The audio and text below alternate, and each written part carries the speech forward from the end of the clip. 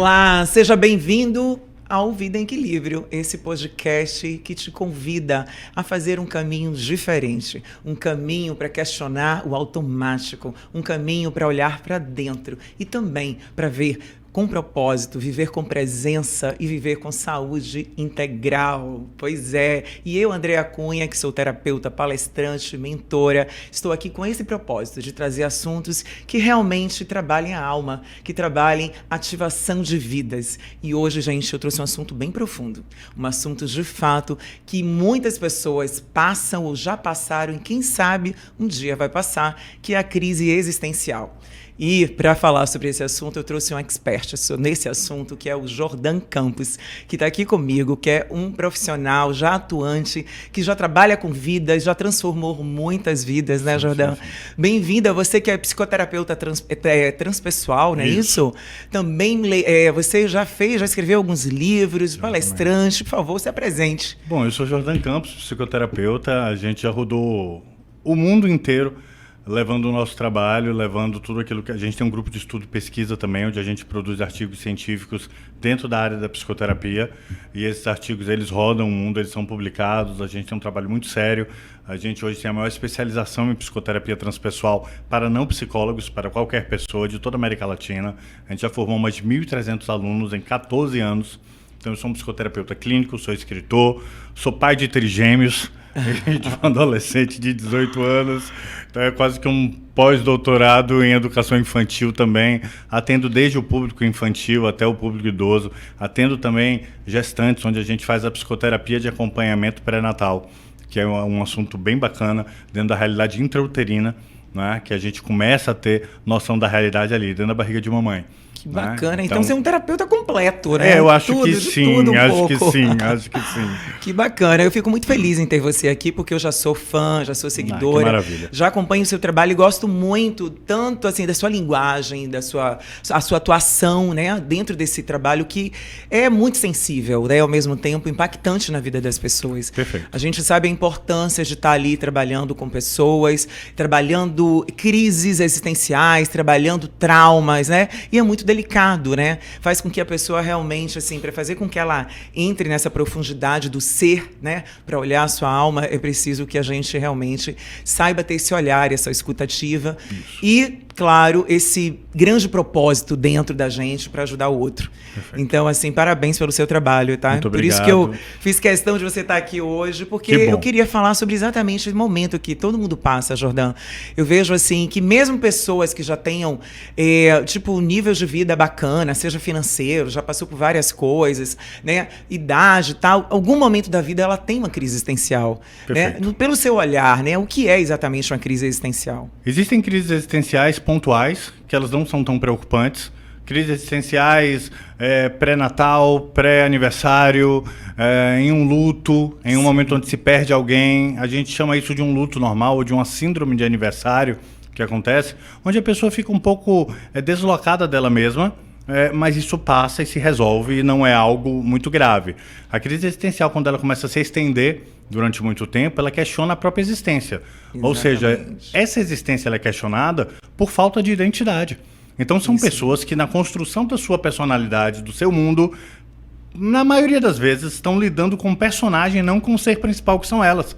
Elas precisaram se adaptar à realidade, omitindo quem elas são.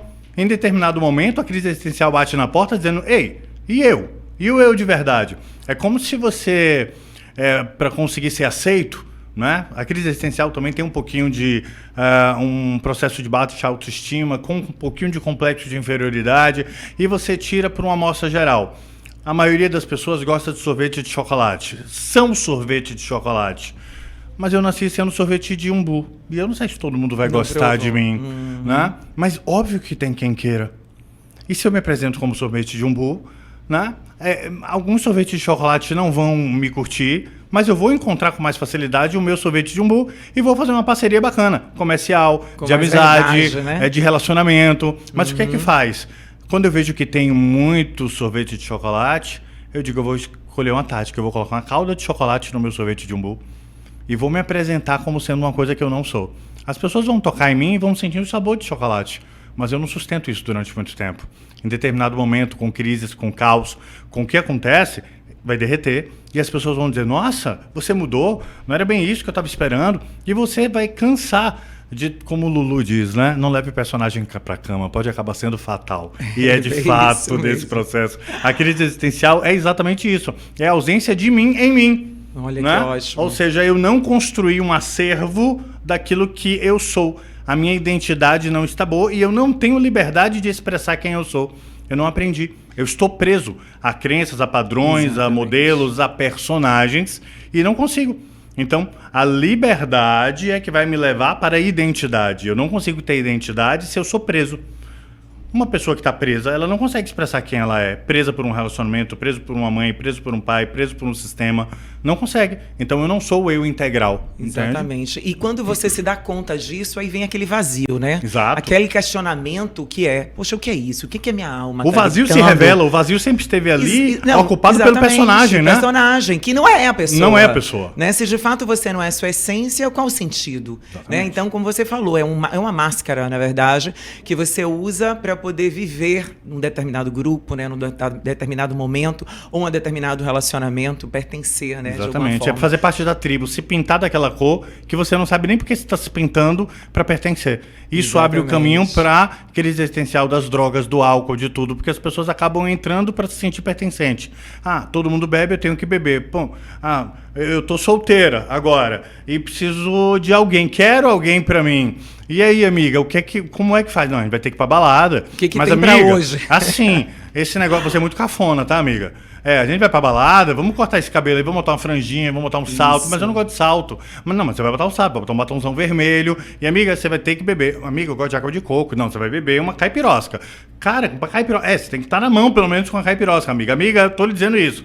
Aí ela vai pra festa, ornada desse personagem, que e não vai é atrair ela, pessoas que não é ela, e vai atrair pessoas que não combinam com ela. Exatamente. Então ela vai dar uma mensagem e depois vai dizer, amiga, tá vendo? Sempre esse tipo de pessoa, claro, é o personagem que tá atraindo. Exatamente. Agora vai ela, sem salto, com água de coco, vai pra festa. Talvez seja um pouco mais difícil, mas vai encostar alguém e dizer, uau, ela gosta de água de coco assim como eu. Entende? Pronto, a identidade atrai situações e relacionamentos verdadeiros, genuínos. Exatamente. Ela vai se conectar com alguém que de fato gosta dela, como ela é. Gosta daquele contexto, né? Do Isso. batom mais rosé, aquilo ali fez sentido, né? E chama atenção. E é legal você trazer isso porque, assim, hoje a gente está vivendo nessa era tecnológica com muita informação, muito blogueiragem, né? Muita, né? Estilos de vida que as pessoas querem seguir e que, na verdade, às vezes não são, né? Não são aquilo que estão ali aparecendo, né? E aumenta mais essa crise existencial. Perfeito. Porque você quer pertencer, você quer ser bonita, você quer ser magra, você quer ser perfeita. E as crianças também vêm com essa mesma caminhada de estar ali nesse contexto, né? Então, assim, tantos casos de depressão infantil. Isso que eu ia te perguntar. Você acha que existe um aumento de crise existencial mais agora do que antigamente? Muito, muito, muito, muito. E depois da pandemia isso piorou. Isso, depois da pandemia, tanto pelo processo né? inflamatório da pandemia, que afeta a capacidade cognitiva que a gente tem. Cognição é a capacidade que eu tenho de interpretar a realidade como ela é. Certo. Então eu tenho meus instrumentos cognitivos, que é a minha visão, meu tato, meu paladar, ou seja, sentidos, eu tô aqui, que tá ali. Meus sentidos eles estão inflamados ainda. A gente não sabe até quando essa Covid longa, esse resíduo ele vai permanecer. Todo mundo agora tem TDAH, todo mundo agora tem déficit de memória, todo mundo agoniado. A ansiedade aumentou estupidamente. Exatamente. E as crianças, nesse processo, sofrendo demais. Pela desorganização dos pais, pelo processo afetivo não resolvido entre eles. Criança não sabe mais o que é respeitar para amar. E família, né? Exato. Que referência, né? E família é respeito. As pessoas querem ser agora amadas. Respeito, referência. Talvez quando você tinha 14 anos e você dizia, eu quero ir para uma festa, e alguém dizia, você não vai, ou sua mãe, seu pai, e você dizia, poxa, mas eu quero ir porque fulano vai. Você não vai porque eu estou dizendo que você não vai. E aí você ia, chorava no seu quarto, mas no outro dia você estava lá dizendo, oi mãe, oi pai, tudo bem, como tá? Hoje não, você fala, não vou, eu vou, olha, eu vou cortar a janela e vou me matar. Eu vou tomar seus remédios e vou tomar uma overdose. Vou fazer uma denúncia contra você. Parte para cima. Isso Ou seja, perigo, porque não tem respeito. Respeito. Então, a qualidade de... Isso aí é um outro assunto, viu? Nossa, é um outro assunto Que, olha, gente, esse assunto falar, gente, né? De transformação pessoal, de crise, é muita coisa. Porque aí já vim aqui, eu já Você me lembrou agora o filme, né? A que tá agora, que por sinal, sua fala foi muito boa da adolescência. Do adolescência, meu Deus, assim. Eu ainda não terminei, né? Mas se você quiser comentar, aproveitar essa fala sua. Sim. Primeiro, vamos tirar uma dúvida básica. Falou, né? A criança do filme não é psicopata. Tá? Então tá todo mundo dizendo, porque um psicopata é psicopata. A minoria dos psicopatas, a grande minoria é que mata. A maioria dos psicopatas tem outro tipo de comportamento, tá? Aquela criança ali, ela foi movida por um processo de desorganização cognitiva dela, de falta de educação e de resposta emocional. Em um momento impulsivo, vindo de uma dor grande, cometeu um ato que muitas pessoas cometem hoje sem ser psicopatas. Hoje a gente tem uma epidemia, por exemplo, de suicídio de pessoas que não são as pessoas que são de transtorno de humor, bipolar, que são a número 1, classicamente, que cometem suicídio. Estaria no quadro, transtorno, né, de depressão maior. Não, elas estão medicadas da maioria das vezes. Sim. É suicídio por impulso. Por falta de conseguir conviver com frustração. Olha, eu não consigo você falou agora, é importantíssimo isso. Eu não consigo, eu vou embora. E as crianças não estão mais acostumadas com isso. Elas não entendem o processo das coisas. Não entendem o processo. André, se a gente chega aqui daqui a 20, 30 anos, com o advento agora de inteligência artificial e tudo, ninguém sabe fazer mais nada. Ninguém sabe como faz para fazer a coisa. Entende? Tudo já vem pronto. Você clica e recebe. Antigamente eu tinha que fazer a lasanha.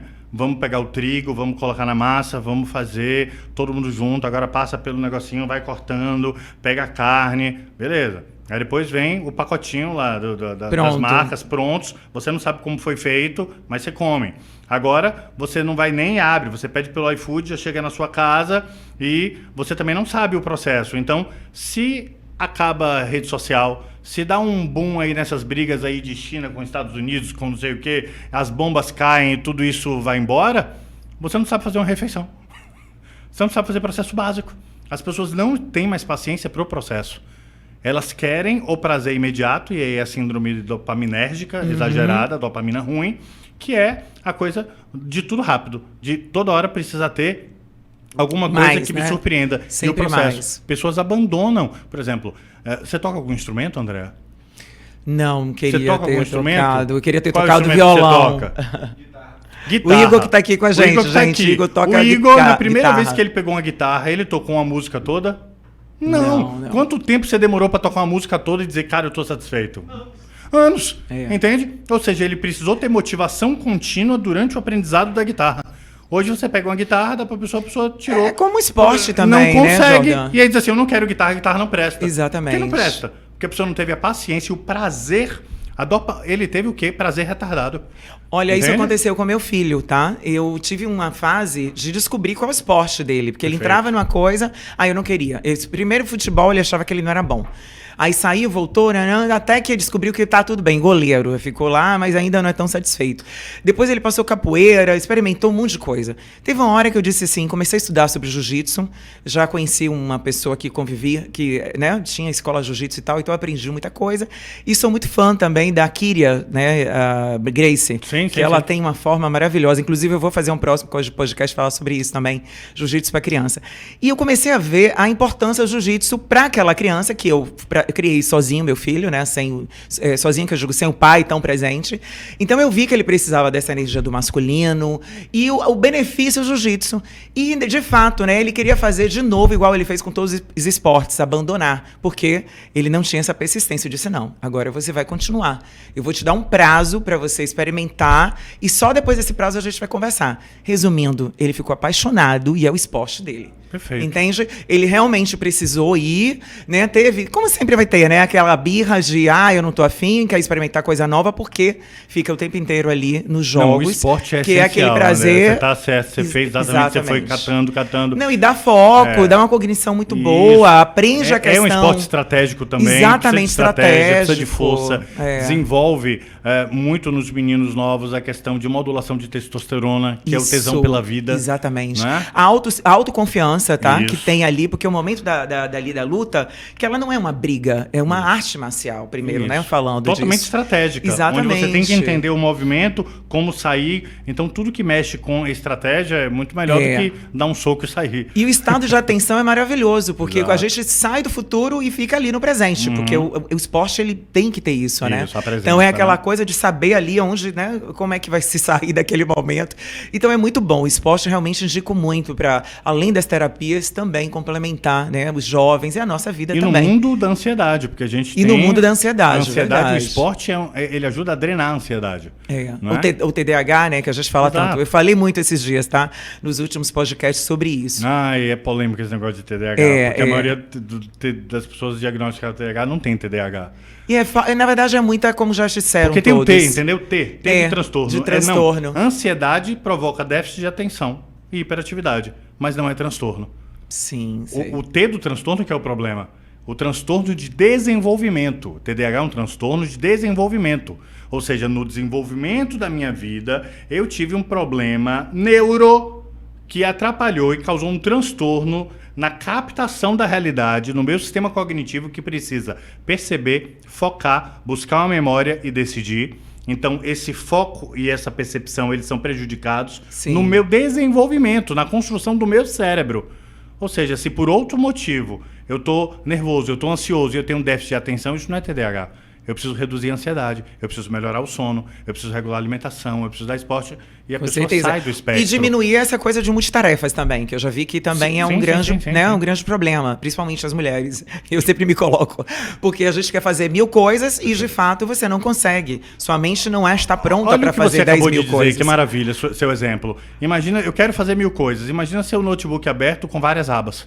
Aí você abre um Word para digitar, vem lento.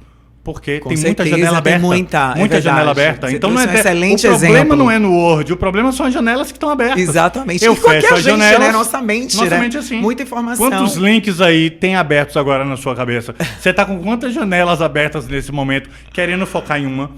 O nosso celular é prova disso. Você abre seu celular, quantos aplicativos tem aí roubando energia de inicialização que você não usa? É verdade. Todos os aplicativos que estão aqui na área de trabalho, eles estão sugando energia. Né? Ele diminuindo a resistência da minha bateria. E quantos deles você não usa? Eu aposto que 70% do que tem você não usa. E isso tudo só faz com que a gente realmente observe que são as fugas e gatilhos que levam a gente para o desequilíbrio. E aí vai trazendo essas crises, vai trazendo os transtornos, né? Porque assim, a gente já vem com as nossas bagagens, como você trouxe aí no início, as bagagens de infância, as bagagens dos traumas que a gente já viveu, de coisas que a gente ainda não resolveu. Exatamente. Né? A gente chama de experiências não assimiladas dentro da TTS. Então a gente já vem com tudo isso e ainda chega esse mundo da correria e de toda essa informação, de agitação e de muita informação, gente, eu vou virar o quê? E de precisar fazer tudo, né? Exatamente. Então o que vai acontecer com o ser humano? Que é o Fear of Missing Out, né? Que é a FOMO, a síndrome de FOMO. Ou seja, eu tenho medo de estar perdendo alguma coisa, porque tá todo mundo fazendo tudo, eu tenho que fazer, porque senão eu tô perdendo tempo. Eu não posso ficar aqui e assistir uma série que vai me deixar tranquilo. Não, eu preciso estar fazendo alguma coisa, eu preciso estar na balada, eu preciso comer aquele sorvete novo, preciso... E aí pronto, é muita janela aberta. O nosso sistema cognitivo não está pronto para isso. Nosso sistema cognitivo não está pronto nem para a megapixelização que a gente tem hoje, nem para assistir um filme em 4K. Porque são tantas expressões que a gente vê, né? Que aquilo ali já sobrecarrega. Você já perdeu parte da sua energia assistindo uma tela imensa em 4K. A gente não tem essa capacidade. A tecnologia vai muito na frente da capacidade de neuro.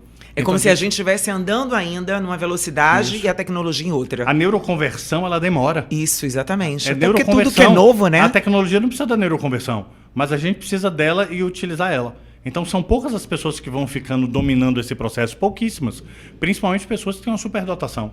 Sim, porque o processo cognitivo ele não é tão rápido para todo mundo. E necessariamente o processo cognitivo é epigenético e passa de geração em geração a evolução. É verdade. Então eu preciso, às vezes, de 2 gerações para frente para lidar com uma coisa que está saindo hoje. Isso. Você vê as crianças têm muito mais facilidade com tecnologia do que a gente, do que o nosso passado.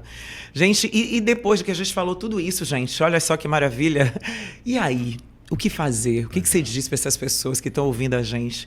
como acalmar essa alma? A alma pede calma. O que falar para elas? Como é que elas podem se cuidar e começar a observar que elas já estão nesse estado, né, que a gente acabou de falar, de muito alerta, de crise, né? Porque isso vai causar, com certeza, uma consequência maior que o corpo não aguenta, nem a mente, e vai para o corpo e vai vir doenças e, né, muitas outras. Vai somatizar tudo. Vai somatizar, exatamente. Eu tenho um conflito.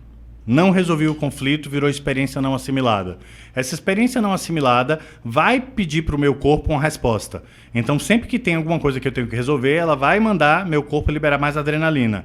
Quando eu libero adrenalina, é para eu resolver a coisa no momento. Só que a coisa não está na minha frente, está na minha mente, o conflito. E eu não sei como resolver. Eu começo a ter angústia. A angústia é, eu sei o que eu preciso fazer, mas não consigo fazer. Pronto, criou-se aqui um contexto que eu vou ficar diariamente em hipervigilância. Porque essa adrenalina não vai ser cessada pela acetilcolina, que anularia. A acetilcolina vem quando você decide, quando você resolve. Você não resolveu. E começa a virar um gerúndio. Um gerúndio onde eu vou ficar hipervigilante. E aí eu não durmo. Na hipervigilância eu vou ter todos os sintomas. Falta de sono, a flor da pele, vou ter fotossensibilidade, qualquer tipo de luz. Eu vou começar a ter aquela coceira de camisa, de blusa, parece que tem uma etiqueta, e eu começo a me mexer o tempo todo. Eu começo a sentir gosto diferente. Você está sentindo esse gosto? Não estou sentindo, não. Você começa a sentir, o cheiro fica diferente, você entra em distúrbio, misofonia, a pessoa está mexendo na caneta, está comendo alguma coisa, você já fica aí, está me irritando. Ficarem... Exatamente, começa a ter um movimento espontâneo. Essa pessoa está a um ponto de surtar. E se você tiver uma genética para depressão, vai abrir. Se você tiver uma genética para um transtorno de ansiedade, vai abrir. Você vai antecipar os botões genéticos. Se você fizer um teste genético completo, você vem com 100 botões complicados genéticos que, se apertados, podem tirar a sua vida. Que são possibilidades, exato, né? Ainda possibilidades. Mas como você está vivendo a sua vida é que vai apertar o botão ou não. Isso, aí a gente vê que a epigenética pode ser superior à genética. Com certeza. E falei até sobre isso também na questão de saúde. Você vê, gente, a gente tem essas possibilidades, mas aí vai depender agora de como está meu comportamento, olhar para isso e começar a... Vamos agora arrumar, né, a casa. Vamos ver onde é que eu preciso trabalhar. O que eu preciso acalmar. Exato. Tudo bem que eu preciso resolver algumas questões, mas não vai ser tudo de vez, né? Exato. Eu costumo dizer que o trabalho em si mesmo, de transformação, de evolução, ele é um processo. E ele nunca é uma só parte, né? Então, assim, Jordão, a gente precisa caminhar, começar e continuar. Você vai ficar bom no meio do caminho, você não vai ficar bom para começar. Exatamente. A maioria das pessoas quer dizer assim, eu quero ficar bom. Vou dar um exemplo. O paciente chega lá e diz assim, Jordão, eu quero que você cure minha fobia de avião. Aí eu digo, tá, tu vai viajar quando? Ele, não. Você vai curar e depois eu viajo. Eu digo, errado. Não existe. Eu só posso te ajudar se você comprar sua passagem enquanto eu estiver fazendo sessão com você. Porque eu vou conseguir medir seu processo. Você não vai ficar pronto para ir viajar. Você vai viajar e a gente vai vendo a melhora do processo no processo. Né? Então, é exatamente assim. Isso então, sim que é o trabalho, isso né? é um trabalho senão real. Não é, exatamente. Eu vou ter o quê? Dados. Eu trabalho com dados. Eu trabalho com dados de enfrentamento. Então, psicoterapia profunda, autoconhecimento. Eu tenho autoconhecimento. Comecei a entender quais são as minhas prisões. Comecei a libertar. O próximo, eu digo assim, que o meu trabalho todo é dividido em... Primeiro, eu vou te dar a lógica do que está acontecendo com você. A gente vai chegar na lógica. Depois a gente vai raciocinar sobre isso, entendendo de onde veio essa lógica. Quem são os responsáveis? Quais são as coisas responsáveis? Depois eu vou criar uma estratégia para realizar um enfrentamento. Ótimo. Então, lógica, raciocínio, estratégia e enfrentamento. Isso tudo você faz com que ele mesmo traga essa resposta. Exato. E traz. Ele vai trazer através dos sintomas. Mas eu vou indagar os sintomas e a gente vai chegar na raiz. Ótimo. Né? Que é bom sempre questionar. Exatamente. Bacana. E que bom que você começou a falar sobre o seu trabalho. Isso já é assim, seria uma sessão? Quantas sessões para fazer? Fez trabalhos de transformação, de reconhecimento, né? Desse estado que você acabou de falar? Depende do processo. A gente pode trabalhar pacientes agudos e pacientes crônicos. Quando a pessoa vem agudizada, no desespero, é preciso tirar aquele desespero, ou seja, dissociar aquele desespero e desagudizar a pessoa para que depois ela tenha capacidade de raciocínio. Porque ela está num estado tão grave que primeiro eu preciso sedar aquele processo para eu poder entrar no raciocínio. Já os processos crônicos, eu já posso entrar com um raciocínio melhor, né? Então vai depender do paciente, mas sempre vai ser lógica, raciocínio, estratégia, enfrentamento. E dentro dessa lógica e desse raciocínio, a gente vai entender que quem eu sou agora é o meu passado desorganizado organizado. Bem Aquela isso. coisa de esqueça o passado e foque no presente, foque no futuro, é uma furada que existe. Exatamente. Eu Concordo sou com você. um monte de passado me fazendo presente. Exatamente. Olha lá. E me sabotando. Não, veja, vai ter um estalo de dedos no futuro. Já chegou aí? Não, chegou. Já virou passado. O que é o presente? Um segundo. É isso Acabou, mesmo. já tá lá. A gente está aqui, o estalo ficou no passado, entende? É. Então eu sou um conjunto de passado. Só que esse passado pode ter sido interpretado errado. Os meus traumas, que o trauma não é o que acontece, é o significado que eu dou ao que acontece. Exatamente, é o significado. Pode ser Muito completamente bem, fala a mesma equivocado. coisa. Completamente Com equivocado. certeza. Eu Às preciso vezes olhar. duas pessoas passam pelo mesmo trauma, mas cada um tem um olhar e um comportamento diferente. Sempre vai ser assim, André. É. Sempre. Né? Então, a gente precisa identificar de onde veio nessa raiz e começar a ajeitar, ressignificar esse passado, que é reprogramar. Exatamente. Com base nesse autoconhecimento, você começa a ganhar poder sobre você mesmo e começa a trazer de volta aquela identidade que ou você esqueceu ou você nunca teve. Ou você nunca se viu, né, na verdade. Exato. Tem gente que tem problema de identidade desde o intrauterino. Eu trabalho muito com essa questão no intrauterino também, dos conflitos. Quando você está dentro da barriga da mamãe, o sistema nervoso da mamãe passa toda a parte hormonal para você do que está acontecendo. Se ela está com medo, você recebe informação de medo. Sim. Você está com prazer. E aquilo vai ficando e são as primeiras informações que você vai tendo desse momento agora, porque quando o espermatozoide e o óvulo se encontram, nidou, você começa a baixar o download de papai, mamãe, de vovó, de vovô, de titio, de titia. Todos os downloads estão entrando ali. Então eu sou um conjunto de meu pai, sou um conjunto de minha mãe, sou um conjunto do intrauterino, sou um conjunto da minha infância. E aí eu acho que como adulto eu tenho um poder de decisão em modo que você não tem. Você está preso a um bocado de coisa que já aconteceu. E tem as experiências, né? Exato. Que além do que você já é nessa carga genética, você tem a experiência do que você viveu, Exato. né? E essa experiência a gente Do vai dando ambiente, significados. de E às tudo. vezes significados ruins. Postulados. Homem não presta, mulher não presta, dinheiro é coisa do diabo, essas coisas. E a gente vai acreditando nisso. E vai impactando todas as áreas da nossa vida. Relacionamento, dinheiro, profissional, filhos, né? Nosso sucesso. Porque, às vezes, quando a gente não tem isso, eu gosto muito desse assunto e sempre trago essa questão do autoconhecimento e você trabalhar, ressignificar. Porque alguma hora, se você não se trabalha, essa conta vai chegar. Você vai se questionar. Você pode ter um mega executivo, você tá no topo, mas quando você vê, você tá se sabotando. Perfeito. E aí você atrapalha muita coisa. Perfeito. Ou não seja um relacionamento também. Tem um relacionamento bom, mas tá sabotando porque você tem um Exato. trauma, uma crença. Porque você está trazendo dentro de coisas você. não assimiladas ainda. Exatamente. E o não assimilado se mistura e vai ficando uma química, uma molécula terrível. Uma molécula que não está estabilizada. A gente chama isso de radical livre. São relações radicais livres. O que é um radical livre? É uma molécula que não tem pareamento de elétrons. Se eu tenho um elétron ímpar, eu preciso roubar elétron de quem está do lado. Então a gente fica em estresse oxidativo real. A Organização Mundial de Saúde atualizou um manual dizendo que o estresse, as coisas não assimiladas da vida precisam de neuroproteção e precisam de moduladores para que a gente possa estar anulando esses radicais livres. Ou seja, o estresse produz radical livre. Imagina, né? Só. Entende? Ou seja, eu vou ter disfunção de órgãos e tudo por conta de estresse. E isso a gente já sabia, mas a Organização Mundial de Saúde agora taxou lá. Comprovou, né? Que é a famosa, eu preciso de um antioxidante. O que é que o antioxidante faz? Ele lidou o elétron e depois morre. Ou seja, ele tenta estabilizar. E o antioxidante que a gente está falando aqui é o autoconhecimento. Com certeza. E você vê que mesmo assim tem tanta gente que não busca nem se autoconhecer, não busca uma terapia. Foi uma coisa que você falou maravilhosa. Você disse assim, preciso ressignificar. Aí eu digo assim, meu trabalho é ajudar a ressignificar, mas assim que está ressignificado, vem um outro passo. Estratégia para você enfrentar aquilo. Isso. Eu não libero o paciente ou a pessoa que eu estou mentorando sem ela realizar o enfrentamento. Com certeza. Então não é só ressignificar. Uau, fez tudo sentido, que maravilha, obrigado, Jordan. Todo sentido agora é que começa. Não é só ter consciência, né? Não. Não. É o que fazer com isso. Porque o cérebro vai lhe boicotar no momento, porque o cérebro é acostumado ao que você fez antes. E ele quer acomodar, né? Ele quer ali, já conhece. Disciplina não é escolha. Eu escolho agora ser disciplinado.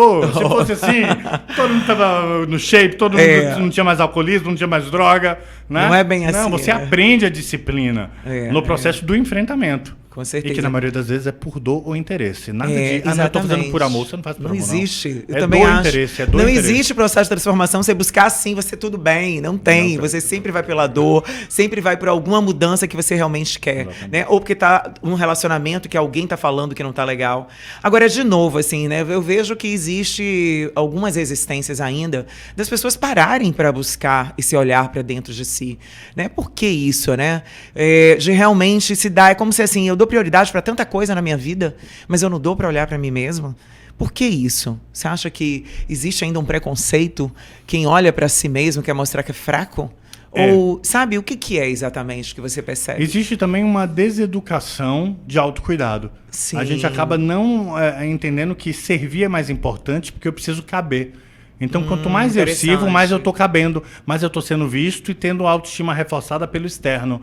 Eu não sou autofágico. Ou seja, eu não comeria a mim mesmo, eu preciso de alimentação externa, eu não tenho uma boa relação com os espelhos da minha vida. Então, quem precisa me validar é o próximo. Entendi. Então, nesse processo, eu vou me perdendo dessa questão de autonomia emocional, sentimental, organizacional e existencial. E o ego também, né? Algumas vezes, né? Sim, Aquela sim. questão do ego, de não achar que precisa, do orgulho. Sim, é uma e aí, proteção. na verdade, que é o tapando, né? Isso. É uma máscara que a pessoa não quer mostrar. Uma proteção para não doer. Exatamente. O corpo sempre vai lhe deixar não doer. Exatamente. Né? Por exemplo, a pessoa fala, meu problema é procrastinação. O que é procrastinação? Essa coisa ruim. Eu digo, procrastinação é um amigo estranho que você tem. Seu corpo entendeu, com base nas suas experiências, que se você der certo, passar na prova, fizer aquilo, você não tem condição de conviver, porque não está elaborado. Exatamente. Então ele usa a procrastinação para lhe proteger de você dar certo. É alergia a dar certo.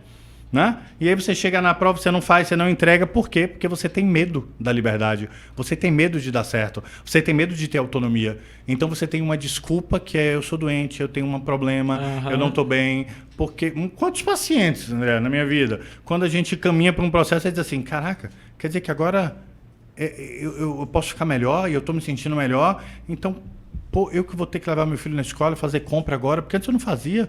Eu não quero não, eu quero voltar a ficar como eu estava. É o estado da vítima que é conveniente. Exatamente. E vítima não prospera em nada. Em nada, com certeza. Enquanto nossa mente é uma frequência baixíssima para começar. E o nosso cérebro percebe assim, se você está em vítima, eu não vou lhe dar raciocínio. Você não precisa raciocinar, você precisa ser resgatado. Então, seu cérebro entra em modo stand-by. A capacidade de raciocinar como vítima não acontece, que é para você ficar no mesmo lugar, para que alguém te ache. Ele não vai te dar raciocínio para você ir atrás.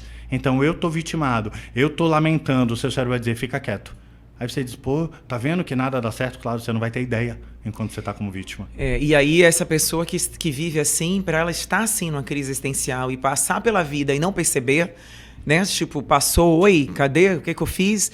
É realmente, assim, muito fácil, né? Porque ela não viveu. Ela não teve esse estado pleno de fazer as coisas, de ter coragem, de ser aguerrida, de realmente ela buscar. não tem essa informação nela. Não tem, exatamente. Porque ela se sabota para não ir. Esse estado aqui tá confortável, mesmo que ele doa, que seja ruim para mim, mas eu já conheço e é aqui que eu quero, porque eu não quero esse trabalho que você acabou de falar. Trabalho para fazer essa novidade, o né? cérebro acaba não gosta de luz no no fim do túnel. Quem gosta de luz no fim do túnel é sua mente.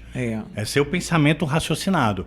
Tá? E aí você vai ter que convencer o cérebro de que você pode ir à frente, você pode dar certo. Com certeza. E isso é com insistência no enfrentamento. A gente tem fases do enfrentamento. Bem, hoje no seu trabalho, em todas as suas sessões, o que as pessoas mais levam, assim, de problemas de relacionamento.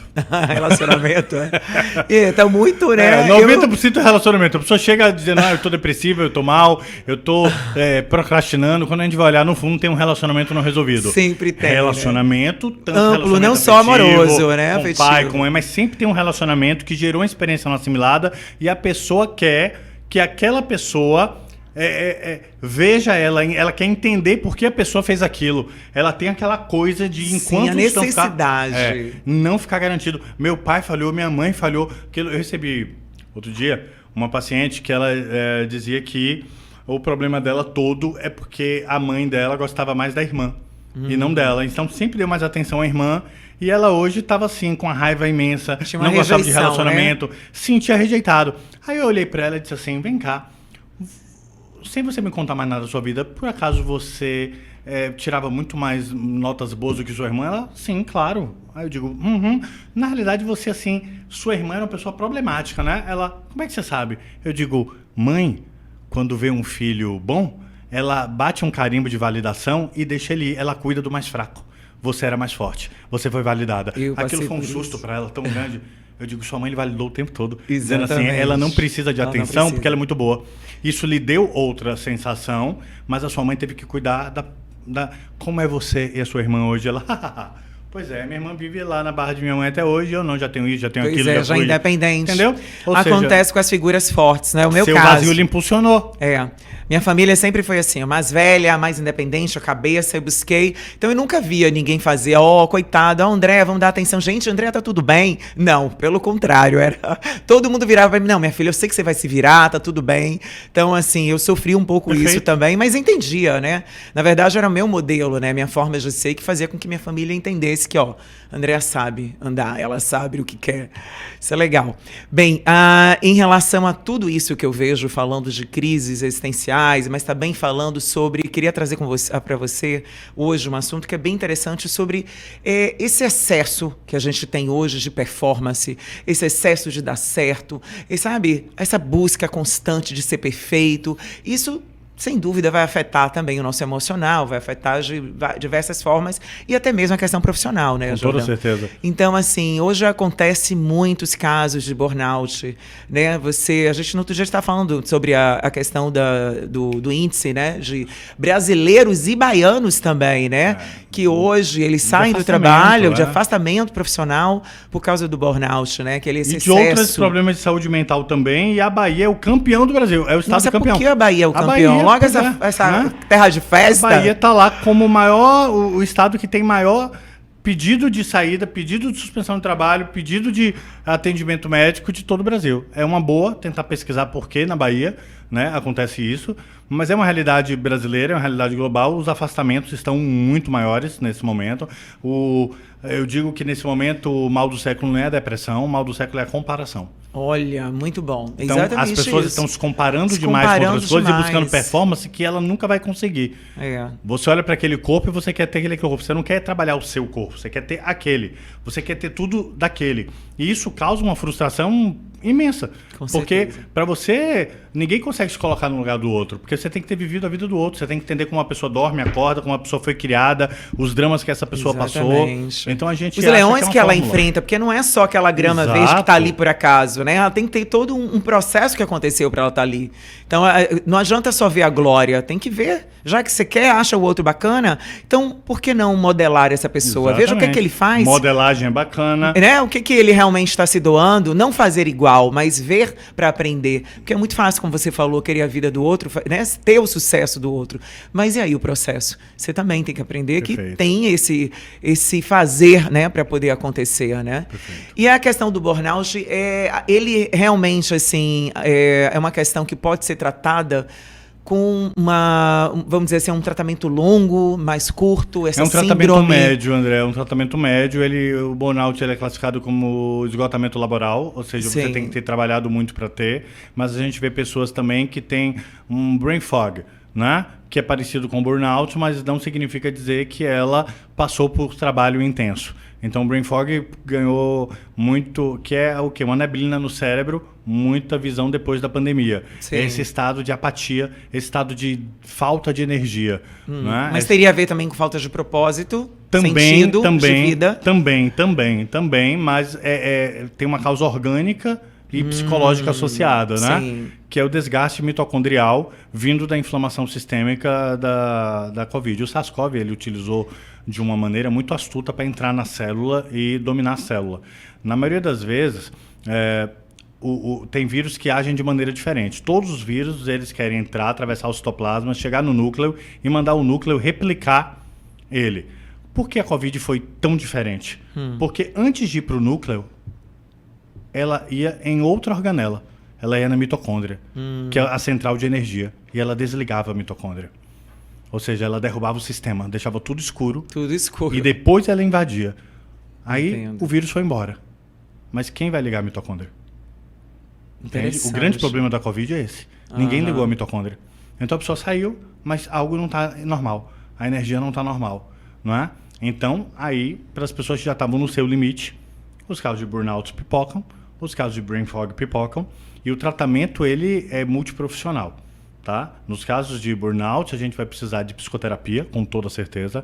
Em casos onde existe um processo depressivo junto com o burnout, ele vai precisar de assistência médica, tá? Mas ele vai precisar de uma assistência psicoterapêutica que possa dialogar também com esse médico. Porque, vamos lá, vamos ser sinceros. Eu não estou fazendo uma crítica porque a academia prepara assim. Mas você já viu, na maioria das vezes, o psiquiatra pedir exame de sangue? Não pede. Ele vai só pela fala, pelo que você está falando, em 30 minutos, e ele te dá remédios que podem lhe matar, tomar sua vida, lhe deixar disfuncional para sempre. Então não existe um exame para saber se seu problema é hormonal. Sim, né? interessante. Se você tiver hipotireoidismo, você tem os mesmos sintomas de depressão que uma pessoa com depressão. Com certeza. Uma pessoa que toma remédio para depressão vai piorar o hipotireoidismo. E aí, quem vai ver essa glândula dessa pessoa? Uma pessoa com hipoglicemia ou disfunção pancreática tem crise de pânico. E aí? Não é ansiedade, é hipoglicemia. Então, são várias questões metabólicas que podem estar acontecendo que estão forjando sintomas psiquiátricos. Então, se não tem um olhar geral e real sobre tudo isso, tem muita gente medicada de forma errada. Com certeza, isso acontece muito, viu? Em vários casos, né? Não só o burnout, e no mas burnout, muitas vezes o burnout ele pode ser esgotamento nervoso, Sim. mas a depender da pessoa pode ter acontecido um esgotamento hormonal. Olha, então essa pessoa vai precisar de um olhar hormonal. Então ela vai precisar de um olhar multifocal, ela vai precisar de um endócrino bom, atualizado, ela vai precisar talvez de um neurologista, de um psiquiatra, de um psicoterapeuta, e ela vai precisar fazer atividade física. Mas ela não vai conseguir fazer atividade física se está tudo derrubado nela. Então ela precisa organizar o processo, entender com qualidade. Não, então nunca fique com um médico só. Busque uma rede de apoio para que você possa entender na nutrição, nos seus hormônios. Ótimo. É integral, né? É integral. E com integral. certeza. Aí a saúde integral, você tem que olhar para todos os lados aí. Imagina as mulheres, né, que chegam na menopausa, hein, Jordão? Deve ser, então, um impacto muito maior. É um impacto porque a crise hormonal, a baixa é muito grande, a irritabilidade, o sono é atingido, porque se a gente não dorme, não tem como, né, o ser humano realmente viver bem. A progesterona da mulher com 35 anos já começa a diminuir, Imagina, é o hormônio que dá o sono, a noite profunda, que converte em GABA, que faz com que você tenha, né? Por quê? Porque o progesterona, o nome é progesterona, ou seja, é um dos hormônios mais importantes do corpo da mulher, e ele começa quando a mulher diz assim, bom, não vai ter filho, já foi, já foi, ali, não precisa de progesterona, não precisa espessar o endométrio, não precisa estar ali. Então, eu vou, mas aí a noite do sono vem, e aí depois tem a baixa de estradiol. E aí progesterona aí vem vai primeiro. Arrebentar, a ladeira desce mais ainda. Aí desce todo total, aí já foi. Né? E então, que é interessante fazer, é interessante fazer essa reposição, esse olhar até para ver como é que estão os hormônios realmente. Homem e mulher, né? Mas a mulher nessa situação não tem como, né? E o homem a gente tem uma taxa, a gente tem dados que nunca tivemos tantos homens com baixa de testosterona. É a pior geração de testosterona. Sério? Exatamente. Por que isso? Você acha que o estresse, isso? Estresse, modelo de vida, a própria questão do posicionamento do homem, aí vai muito mais profundo. A questão também energética que eu estava falando da luta, né? Esse posicionamento de homem. Isso. Entendo. Né? E os homens estão vindo com muito pouca testosterona e muitas vezes com mais perfil estrogênico. É energia, ou seja, do masculino. Muitos homens com energia estrogênica. Isso. E energia estrogênica é da mulher. Olha só que interessante. Gente, eu tô falando aqui de hormônio, de ciência pura, tá? Mas é interessante sim, a gente ter esse olhar bem assim, amplo, porque traz mais informação e, claro, as pessoas vão buscar se aprofundar mais sobre isso. E é interessante isso, que esse caso de estresse, né, e tudo isso que a gente está passando, a gente precisa buscar um caminho para se olhar, mas um caminho também para equilibrar. Eu gosto do programa Vida e Equilíbrio porque ele, na verdade, é uma busca, né? Ele não é que a gente vai estar o tempo inteiro equilibrado, mas a gente tem que fazer a tentativa, né, de buscar esse equilíbrio entre corpo, mente e alma. Que o saldo seja de equilíbrio, Exatamente. Né? O saldo final do dia, né? Com certeza. E tem que ter esse sistema integrado, assim, porque a gente é corpo, a gente é alma, a gente é mente, tem as emoções, né? E se a gente não olha para tudo isso, não adianta só olhar uma questão, sei lá, vamos olhar só terapia. Tá, mas aí tem as emoções, tem a questão mental, tem a questão do, como você falou, da saúde. Por isso que eu trabalho dentro desse olhar, né? Hoje, numa sessão minha, a pessoa chega e ela é atendida, eu observo o perfil, aquilo queixa que ela me traz, e a depender daquele processo, ela já vai ser encaminhada para o médico que vai olhar os hormônios, já vai ser encaminhada. Eu mesmo faço tudo, como maestro do processo daquele atendimento. Interessante. Por isso que é um atendimento mentorado, onde eu vou dizer, olha, você vai para tal pessoa, para esse aqui eu confio, aqui. Por que eu confio? Porque eu posso dialogar com o médico. Que ótimo. Então, eu tenho uma aba aberta onde o médico manda a resposta, eu coloco na já ficha tem do um paciente. alinhamento, Já né? tem um alinhamento. Ótimo. Como psiquiatra vai aqui. Muito bom. Porque eu acho que eu tenho TDAH e tudo, você tem TDAH, então vamos marcar aqui com essa neuropsicóloga que vai fazer uma avaliação com você profunda e vai saber um diagnóstico se você tem ou não tem, para que a gente possa focar no tratamento correto. Então, hoje, na minha sessão, ela é assim. Que ótimo. Né? Eu vou trabalhando, mas eu vou levando... Com nutricionista você também tem, porque tem casos de pessoas educador físico, que, trabalho né, com tudo. ela tem a questão da obesidade, mas, na verdade, dentro dela existe um abuso, traumas passados, né? Já aconteceu hoje, também da obesidade, comigo. ele é metabólico. Exatamente. E metabólico ligado na hipófise. A gente fala muito do hipotálamo, mas a gente esquece a hipófise, que é uma glândula mista. Metade da hipófise, ela é sistema glandular e metade é sistema nervoso. Ou seja, é uma glândula que pega a informação do sistema nervoso e manda o hormônio funcionar. Então, muitas vezes o hormônio está travado, os hormônios estão abaixo, estão hipofuncionais por traumas, por questões não resolvidas. Exatamente. E você não emagrece porque seu corpo não deixa. Não por deixa. Conta de problema emocional. Exatamente. Bem, eu achei uma aula, maravilhoso isso que você falou agora. Olha, e falar nisso, eu vejo também que você mudou muito, assim, esteticamente. Eu acompanho você já há muito tempo. O que foi essa mudança, assim? Você decidiu mudar ou você entrou numa crise também existencial? O que foi isso, Jordão? Conta pra gente. Vou contar agora. Em 2020... Que ele emagreceu, tá com um corpo ótimo, virou atleta, mesmo sendo pai de 3 filhos, trabalhando pra caramba, você conseguiu um tempo de 4, aí. Porque tem menina de 18 anos, tem 4, são 4 filhos, gente. Bom, em 2020 eu tive a versão grave da Covid. Então eu fiquei 9 dias no UTI. Nossa. Eu tive 85% dos pulmões tomados. Eu só não fui entubado porque eu conheci o diretor do hospital. Mas você era sedentário antes, alguma coisa assim? Não, eu tive aquela Covid com vitamina D batendo 100, fazendo tudo organizado. Aquela coisa que é genética mesmo da Covid que a gente viu com um determinado passado tempo. Tinham pessoas com predisposição genética a ter piora. Sim, né? sim. Então, eu tinha aquele estado, estava num leve sobrepeso, mas que não era algo que me afetaria tanto. Enfim... Tive a Covid grave, depois da Covid grave eu tive uma baixa hormonal imensa. Então eu fiquei com hipogonadismo, eu não produzia mais a testosterona, eu tive um hipotireoidismo também e eu engordei 18 quilos, 20 quilos em 3, 4 anos. Né? Em determinado momento, dentro daquele processo todo, eu disse assim, basta, chega, não dá mais. Foi em fevereiro do ano passado. Em fevereiro do ano passado eu pesava 107 quilos. Em agosto do ano passado, eu estava pesando 84. Nossa, que diferença. Né?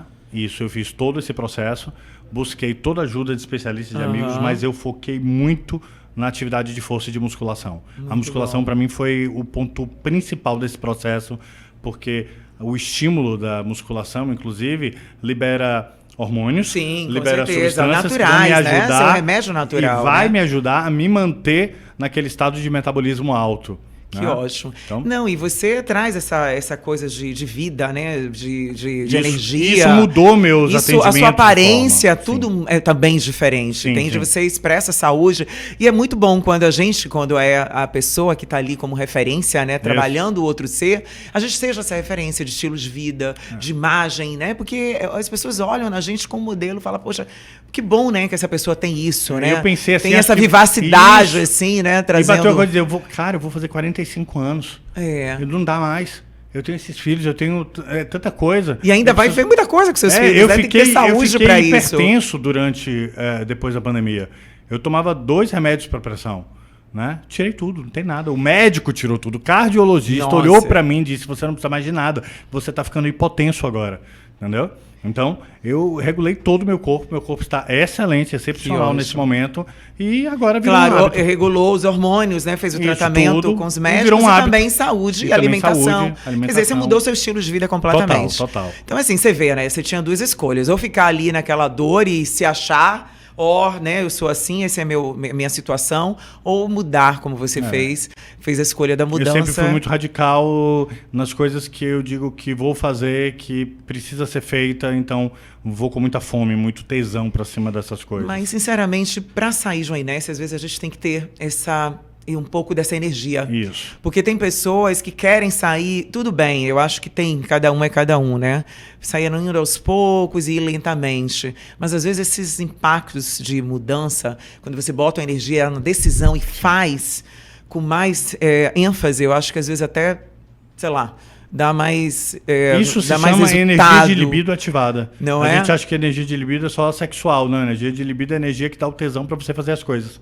Para você gostar de estar fazendo. De eu sempre estar dizendo, musculação não é para mim, hoje está amando musculação. Não é? E está amando Precisa todo esse começar, processo, né? Precisa começar, ter um bom motivo, Isso, entender a lógica exatamente, do processo, né? Raciocinar não fazer o porque processo. está moda todo mundo Não, fazendo. você mas tem que encontrar entendendo. seu motivo. Exatamente. Seu motivo. E seu motivo Como é tudo seu na motivo, vida. não é o motivo do outro. Exatamente. É seu motivo, é a sua motivação interna que tem a ver com seus maiores medos, com os problemas que você viveu mais profundo. Muitas vezes é como se fosse assim, Jordana, me ajuda a fazer uma análise vocacional? Ok, qual foi seu pior momento na vida? Não, Jordana, eu tô falando de vocação, não tô falando de tragédia, não. Mas foca no pior momento. Meu pior momento foi quando, cara, que eu perdi minha mãe ali, eu não podia fazer nada, e me disseram depois que se ela fosse socorrida a tempo, ela poderia ter vivido, e eu precisava salvar a vida, medicina, pronto, veio a vocação. Ou seja, meu pior momento, meu pai foi injustiçado, foi preso e tal, veio a coisa do advogado, né? Minha família quebrou, todo mundo foi o administrador, o economista, então muitas vezes a sua vocação está na sua pior experiência. Exatamente, a dor, né? A dor muitas vezes traz a fala, traz o seu...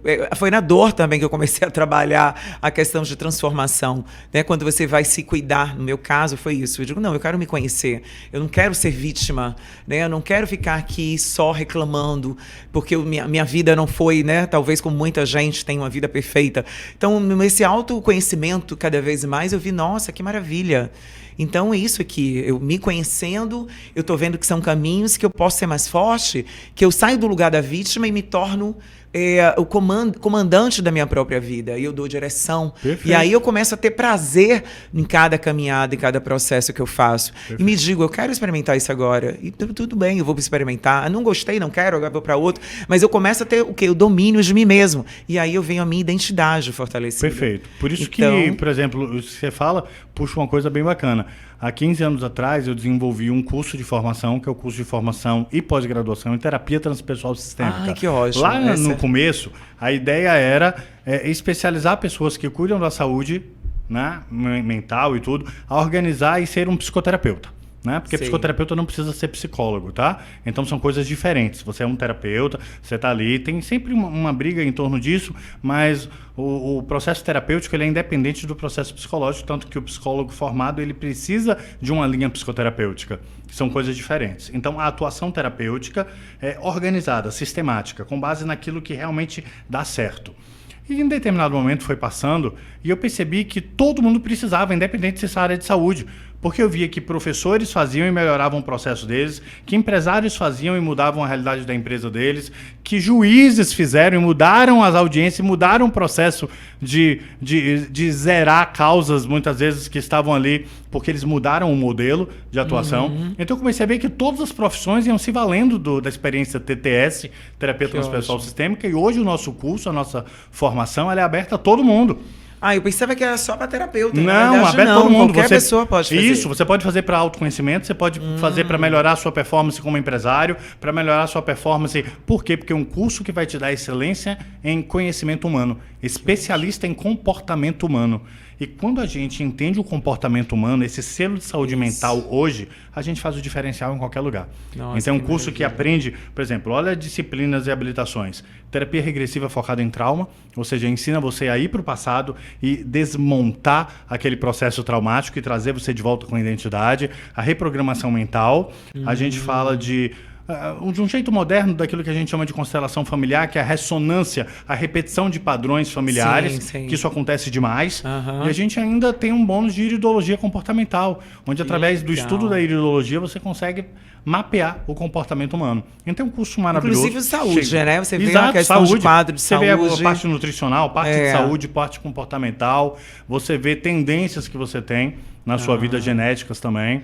Então hoje eu digo que é um curso completo, um curso de 18 meses e que com todo carinho é um xodó que eu tenho, né? São mais de 1.300 pessoas formadas ao longo desses anos E a gente vai ter turma agora em maio que vai abrir. Isso, quando é que começa a sua turma? Começa agora em maio, no meio de maio. Não sei a data precisa, mas é no meio de maio. Como é que as pessoas ficam sabendo quando estiver? Bom, pode fazer uma coisa mais simples. Entrar no meu Instagram, que é o Jordan Campos, é um validado, que é o Jordan Z Campos. Né? Lá no link do meu perfil, clicou, vai estar aberto para você ir para a página do curso de formação em TTS. Poxa, fiquei super feliz. Nossa, e parabéns, viu? E você está convidado a fazer o TTS. Opa, olha, gente, eu amei, hein? Vou estar com você. Tem tudo a ver com isso aqui. Tudo a ver, e é o meu propósito, sabe? É ativar vidas, como você está fazendo. Perfeito. Mas ativar vidas, é exatamente assim, não adianta só olhar para o agora e para frente, só para o futuro. A gente tem que olhar assim no passado, a gente precisa ir lá para, né, ressignificar, resgatar tudo isso que a gente já falou. Aí a gente vem para esse estado de presença, para ter a consciência, como você disse, e depois você sim começa a projetar um futuro melhor para você, porque só seremos seres melhores se a gente tiver esse carinho e tiver essa coragem, né, Jordan, de olhar pra gente e também para o que já aconteceu. Ou como você diz, para mudar o comportamento de vida, né? E essas palavras aqui às vezes são ativação de vida. Então você que está assistindo agora, acabou de assistir, pô, pega o link do que você está assistindo, coloca no grupo do WhatsApp. Coloca no grupo do WhatsApp da escola dos seus filhos, coloca no grupo do WhatsApp do condomínio, manda para pessoas que podem ser impactadas com isso. Faz desse momento aqui algo que você possa compartilhar. Porque quando você melhora quem está do seu lado, sua vida fica muito boa. Ó. Então você assistiu agora, mas você tem pessoas que se assistirem, se despertarem, todo mundo vai buscar autoconhecimento. Então compartilha, esse é um convite. Aqui agora acabou, compartilha o link. Okay? Maravilhoso. É isso aí, gente. Poxa, que boa conversa. Você vai ter que vir de novo aqui, né? Eu já vou te dizendo. Bora. É muito assunto, entendeu? Muito bom. Adorei essa sinergia, assim. Foi ótima. E, assim, o que é vida em equilíbrio para você?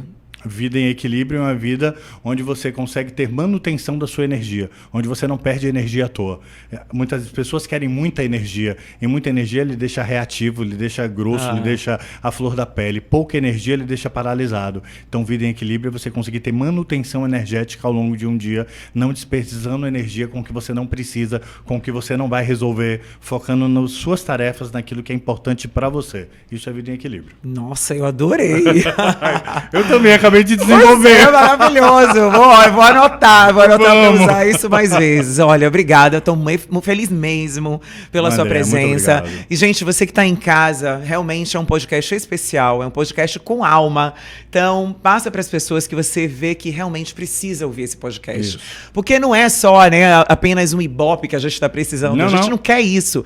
A gente quer que essa informação ative vidas mesmo. Perfeito. Porque esse é o objetivo, né? Quanto mais pessoas são contagiadas com bem, né? É uma corrente do bem. Corrente. Ela vai passando adiante, gente, e aí essa informação é muito melhor do que outras informações que estão rolando por aí. A gente falou de infância, de gestação, exatamente. A gente falou de problemas, de pós-Covid. Olha a riqueza do que a gente acabou de falar aqui. Pois é. Né? Então pode impactar várias pessoas que estão passando por questões e que elas estão perdidas. Exatamente. E precisa ouvir para se acalmar, para entender que existe sim como elas se cuidarem, né? Tem o seu curso também, que eu achei que é fantástico. Isso. Você que está em casa, achar que realmente vale a pena. Depois vamos conversar aí para ver se rola um cupomzinho, alguma coisinha para quem se inscrever. Vamos sim. Então, gente, eu fico por aqui. Eu amei, tá? Muito obrigada pela sua presença. Agradeço e você o convite. Em casa. Estou aqui à disposição, tá? Ai, que bom, viu? Obrigada mesmo, muito feliz. E, gente, você que está em casa, espero que você tenha gostado, tá? Então, vai lá. Curte esse podcast, que ele tá muito especial. Compartilha e, claro, segue essa página, tá? Então, Andréa Cunha fica por aqui. Um grande beijo e até o próximo episódio. O Oliva Gourmet combina sofisticação e praticidade em uma experiência gastronômica única. Com um buffet cuidadosamente elaborado, oferece uma seleção de saladas, grelhados, massas artesanais e pratos à la carte que encantam um paladar. Além de uma refeição saudável e saborosa, o Oliva Gourmet proporciona um ambiente confortável e aconchegante.